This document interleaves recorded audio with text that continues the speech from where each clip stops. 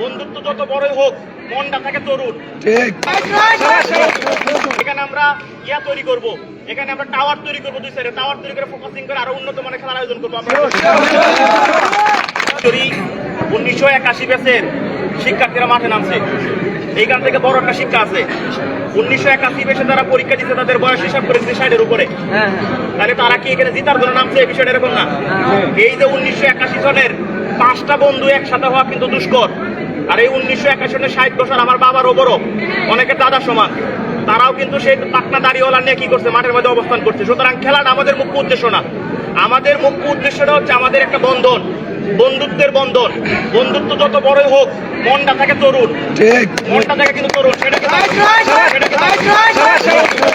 যদি আমরা এরকম প্রাধান্য দিতে পারি, আজকের যে অনাকাঙ্ক্ষিত ঘটনা ঘটছে, আজকের যারা এই অনাকাঙ্ক্ষিত ঘটনা ঘটছে, এটা যেন আগামী খেলার মধ্যে বা আগামী বছর যেন না হয়। আমাদের স্বপ্ন আছে, আগামীতে যদি ভালো স্পন্সর পাই, ভালো ডোনার পাই, এখানে আমরা টাওয়ার তৈরি করবো, দুই সাইডে টাওয়ার তৈরি করে ফোকাসিং করে আরো উন্নত মানের খেলার আয়োজন করবো। আমরা